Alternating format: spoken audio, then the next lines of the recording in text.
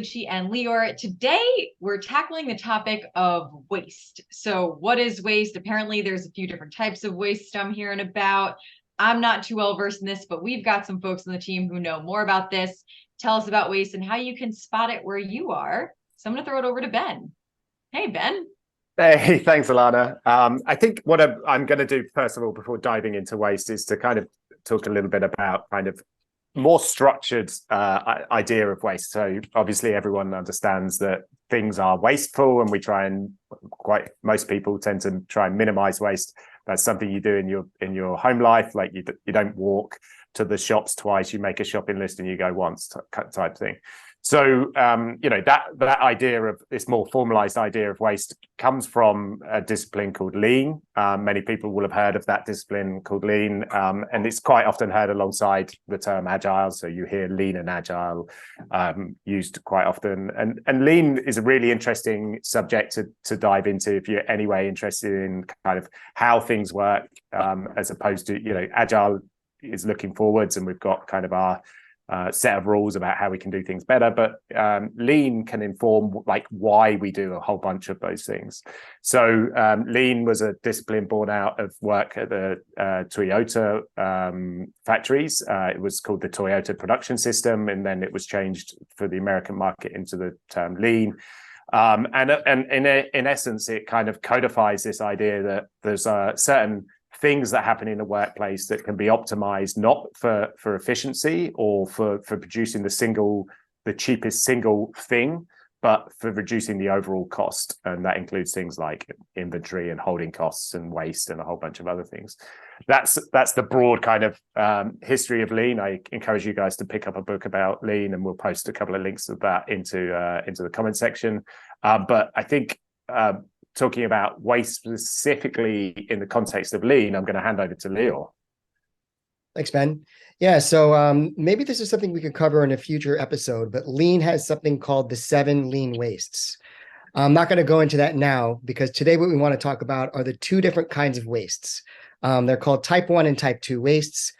Since it was born out of Japan, it's also called muda, which is the Japanese word for waste. And the idea behind differentiating between type 1 and type 2 waste is type 1 waste is something that you can stop doing right now. It holds no value, so there's a process called waste mapping, where you look at everything that's happening inside of your process. You list out the things that are maybe not delivering value. Maybe you're submitting a report that nobody reads. Maybe you're putting something into a format, or you're creating a PowerPoint structure that's going to go sit in a folder and nobody ever has a look at that. So look, determining. Lior, I mean to interrupt you, but I need to know, what's one thing that's wasteful that someone can stop today? Because as soon as you said that, I'm like, well, I don't know. I don't even know what I'm doing today that could I stop that? Like, will my manager be upset? Like, what's wasteful in a daily? Like, could you give me an example? That's the point. So the point is, until you map out the waste, you don't know. Gotcha. So figuring out what you can drop isn't necessarily a logical thing. Some of those reports that are being filed might have a compliance thing attached to them, which means you have to do them, even though they deliver no value.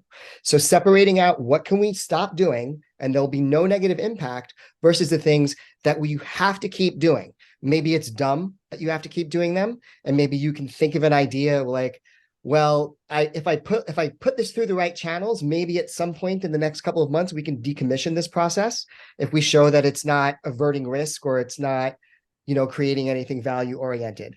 But figuring out what are the things that you could safely stop doing is the objective of mapping out type 1 versus type 2 waste.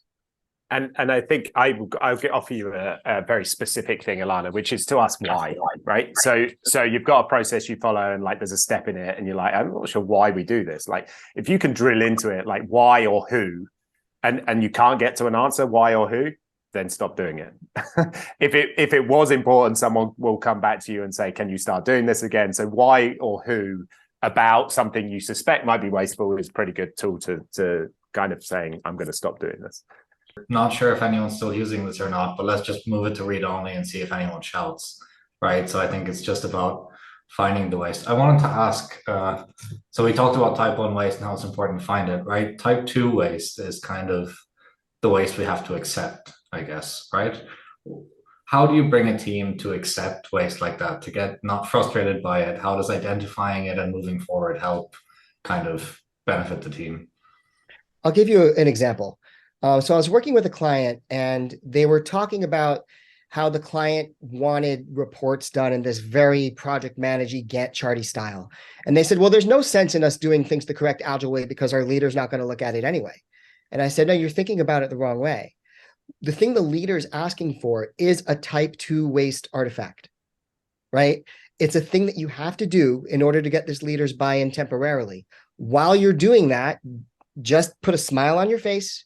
This is time you're never going to get back, but don't let that stop you from doing the good things that are going to give you the feedback loops in order to improve your team. Keep doing those things, and then perhaps you'll make a case after you gather enough data to demonstrate to the leader that these forward predictive Gantt charty things aren't giving them what they're looking for. They can decommission that because you've built up the data to show a better way of looking at things. And I think what's also really important to point out is like type 2 and type 1 isn't a fixed boundary. The idea is that you migrate type 2 to type 1.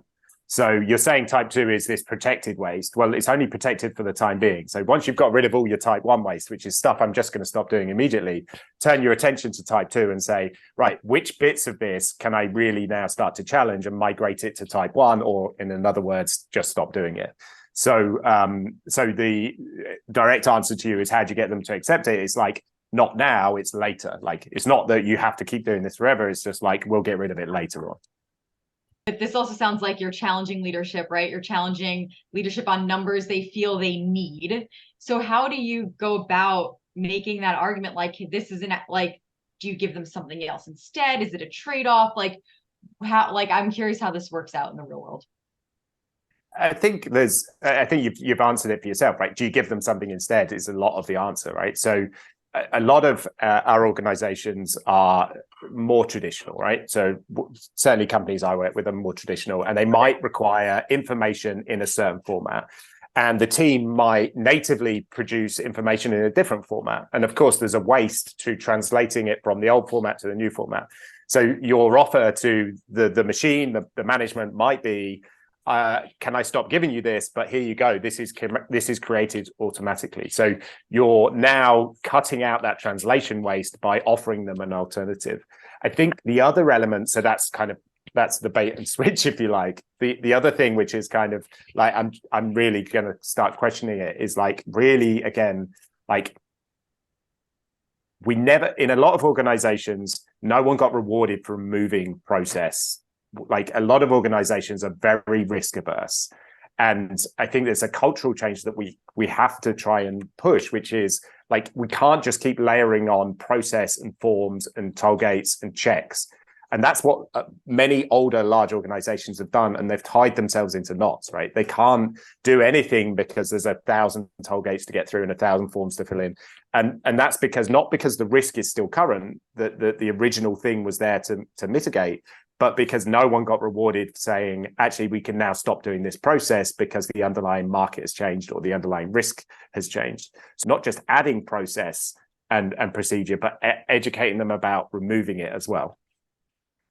It feels to me as if you need to frame waste, like to give context to waste, no?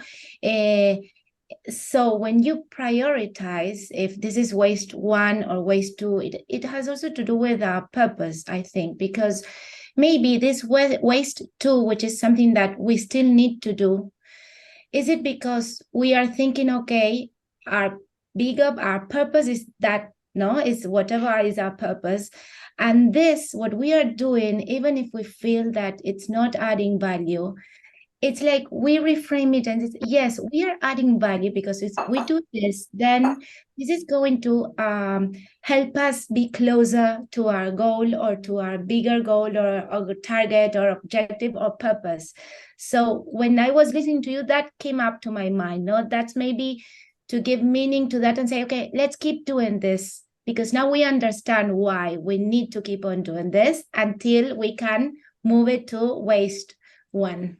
Think. Yeah, that's it exactly. You're changing your relationship with type 2 waste until you could hopefully decommission it. No process is ever going to be 100% efficient. So, what do the Buddhists say? It's not pain that causes suffering, it's resistance. Yes. I love it. That's awesome. And I think it just goes back to something that we talk about a lot is just question what's going on, question processes, question why you do things, question, maybe something was created a long time ago and it's just not needed anymore. So I encourage everyone to just keep questioning things. Very curious to hear what our viewers have to say about this. What do you think is wasteful in your environment? How have you gone about eliminating waste where you are? And if you have any questions, reach out to us in the comments below. We'd love to hear from you. Lior, Lucci, Eddie, Ben, thank you so much for joining us, and we will see you next time.